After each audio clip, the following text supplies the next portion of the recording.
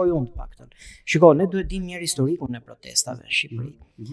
Ky është një popull që nuk ka protestuar kur dhe kur i është vënë Samari dhe Shqelmi në fyt. Ne pam vendosjen e regjimit më të ashpër diktatorial në Europë, që ishte ai regjim që shqiptarët e përjetuan nga 1945 deri në vitin 1990. Edhe ato të ashtu quajtura protesta ishin protesta që i bën vetë këta sigurimi i shtetit në bashkëpunim me agjentët e CIA-s, që kishin një bashkëpunim mjerëzakonisht të ngushtë. Dhe në krye të atyre protestave dihet që ishin agjentë të sigurimit të shtetit, hafije, njerëz të vënë nga ai pushtet, sepse paria e Tiranës i kishte bërë mirë llogarit që do ta ruante pushtetin ekonomik, politik, shoqëror, kulturor. Kështu që e vazhdojnë prap ata e kanë prap përsëri pushtetin. Në mos ata që kanë vdekur, fëmijët e tyre, këto po merren vesh tani, sepse si ka mundësi që në krye të këtyre protestave na dolën komunist me damk. Po nuk mund të bësh. Edhe sot i sheh po të njëjtët komunistë që janë agjentë të sigurimit të shtetit, në mos edhe agjentë të tjerë. Për çfarë lidhjeve? Ta mendojmë se kur populli i thjeshtë dhe masa nuk arrin ta bëjë të lloj zbërthimi të këtyre lidhjeve që do thoni. A sheti një lloj rezultati për shembull që ti kënaqemi kësaj proteste? Më fal, çfarë rezultati ti kënaqemi? Ti e di që për 2 muaj këtu kanë kaluar të gjitha projektet për shpronësimin e shqiptarëve, shpopullimin e shqiptarëve. U duhet kjo protestë politikanëve, sepse bën vetë. Po, e bën vetë. Mos merret vesh gjithë projektet që këta kanë kaluar për 2 muaj. Ti e di që toka bujqësore është shitur në Shqipëri. Ti e di që pronarët nuk janë më shqiptarët nuk janë më pronar të apartamenteve, të banesave të tyre. Ti e di që marrëveshja e fshet për Zvërnecin, për shitjen jo vetëm të gjithë Bregdetit, por edhe të gjithë Shqipërisë ka kaluar në mënyrë të fshehtë në parlament dhe që këta nuk e tregojnë. Ku ishte opozita kur kaloi projekt ligji për shitjen e tokave bujqësore? Ku ishte? Do të ngritë zërin. Edhe të ditë nuk ishin as protestuesit para parlamentit. Dhe unë kalova, unë e di kush e nxit ato protestë. Gjithnjë sipas pipam mesime. Kush e kuptimi tim? Ç'nxika unë kam thënë, politika vet. Domethënë këta kanë njerëz, ka shumë grupime aty që qëndrojnë mbrapa asaj proteste. Protesta nuk e drejtojnë ata që i lejojnë të flasin, protestën e drejtojnë të tjerët për qëllime që i din mirë ata shefat e tyre që i kanë vënë aty. Ndërkohë që kishte protestë, ndërkohë që ka protestë, kanë kaluar projekte për shpronësimin dhe përshitjen e të gjithë Shqipërisë. Ka kaluar dhe ndërkohë që kishte protestë, janë dhënë 19.000, 20.000, 30.000 hektar të këtyre paketës së maleve. Çfarë është kjo paketa e maleve? Kushdo njeri që e di mirë se kush e ka qeverisur Shqipërinë, kush po e qeveris, e di mirë se çfarë është kjo paket. Kjo është një paket që është një derë përsëri e mbyllur për shqiptarët. Një shtëpi ka disa çezme që furnizohet me ujë. Ju mbyll edhe kjo tjetra, çezma tjetër, me qëllim që edhe ata pak barin që janë, edhe ata të mos shkojnë më të kullotin baktit atje. Pse? Sepse do ta zënë investitorët strategjik. Kjo është një paket e vllavrasisë. E gjakmarrje, pse? Sepse mjafton që një njeri vetëm të paraqisë ashtu quajtura dokumente dhe merr gjithë sipërfaqen që i takon për gjithë fisin. Po ndërkohë që ajo duhet t'u jepë gjithë ajo sipërfaqe duhet t'i jepë gjithë fisit, i takon vetëm një njeriu, po, për frym.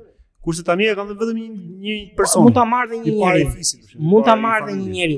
Pra kjo është paket për që ta ketë më kollaj për ta manipuluar, për ta blerë dhe shpopullimin dhe ndezjen e gjakrave keq në Shqipëri. A e sheti këtë që mund të shkojnë në gjakmarrje ose ajo që kemi thënë për një lloj lufte civile që synojnë këto? Çdo gjë pritet, po çdo gjë pritet nga këta politikanë.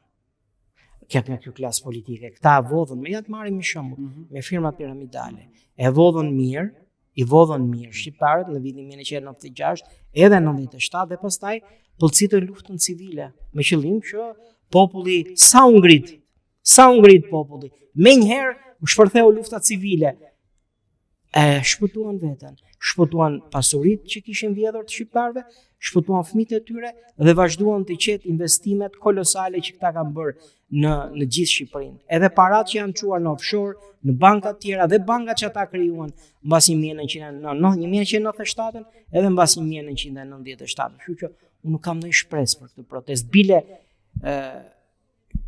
kjo protestë, siç thot një profesor kinez, ka këtë, që me që protestat thaj nuk do të ndalen, do më thënë do të intensifikohen, do të shpeshtohen, madje mund edhe të egërsohen, atëherë shërbimi fshetit Izrael. Për këtë protestë aktuale, këtë protestën e tanishme, shërbimi fshetit. Nuk e thënë tërësim përgjithësi për protestat. Jo, kjo protesta tani. Edhe mund të egërsohen, ka thënë? Po, ç'a do ndodh? Shërbimi fshetit izraelit do të krijojë luftë në rajon dhe janë 3 shtete: Serbia, Greqia dhe Maqedonia e Veriut, të cilat do ta destabilizojnë Shqipërinë me qëllim që të pastrojnë gjithë Shqipërinë nga shqiptarët. Pra do ketë luftë shumë shpejt. Pra janë të qëllimshme. Luftë shumë shpejt nga këto 3 shtete. Kështu ka thënë ai. Pra këto unë po përcjell atë lajm. Greqia, Maqedonia dhe Serbia të destabilizojnë Shqipërinë. Edhe është plani që deri në vitin 2030-2035 do pastrohet Shqipëria nga shqiptarët. Politika jonë është e ka këtë lloj informacioni dhe është dakord për këtë gjë. Po ka këtë dhe informacione të tjera. Dhe është dakord. Ose themi nuk reagon. Po çfarë reagoj? Po të destabilizohet vendi, po. Më fal, kjo klasë politike ka menduar për shqiptarët? Ka 36 vjet, jetojmë më keq se në komunizëm. Po ti hapej barku, po ti digjej zemra kaq shumë për shqiptarët, nuk do t'i katandiste shqiptarët kështu. Janë në dieni. Politika është në dieni. Po, ata që janë protestat që shohim sot e prej 65 një pjesë e madhe atyre janë të mashtruar, nuk din gjë se çfarë bëhet në atë protestë. Pjesa tjetër kryesore. Kupola, drejtimi e di. E di këtë gjë? E di. Po stregojnë. Shkojnë në luftë. Po mund shkojnë dhe në luftë dhe nuk tregojnë. E din ata? E din, nuk duan. Janë bërë planet. Ju është kursyer jeta, ju është dhënë zotimi, premtimi që do jetonin në Shqipëri mbase, do gëzoni ato para, edhe do gëzoni fëmijët tuaj, pasuritë tuaj, pjesa më e madhe do t'i zhdukin këta shqiptarët. E tha ai Troç, nuk mund thjesht po përcjell këtë si lajm. Kushdo mund të futet në TikTok. Edhe ta shikoj. Që ai ka thonë, nëse nuk ndalin këto protesta, shumë shpejt shërbimi fshetit izraelit do të krijojë luftë për ta pastruar këtë zonë. Ti po thua ne si shqiptarë të thjeshtë, dhe që e duam më shumë të vend, dhe që jemi në punën tonë, hesapin tonë, është më shumë në favorin tonë po të ndani protestën se sa të vazhdojnë? Nuk e di. Jo. Po kjo nuk është protestë. Shiko, kjo nuk është protestë, për këtë protestë po flasim. Kjo nuk është protestë e mirëfillt. Më mirë është të ndani se sa të vazhdojnë. Jo, nuk po them këtë. Që ka thënë profesori Kinesi. Ai ka thënë këtë që protestat e shteti izraelit ka paguar familjen Rostov. Edhe Rothschildët. Është hedhur para e madhe. Janë hedhur mbi 6 miliardë euro. Jam i bindur dhe më shumë se 6 miliardë euro. Ato para nuk thehen mbrapsht. Ata thonë kanë dhënë parat, duan mallin tashti. Malli s'po u jepet. Si ta marrin mallin?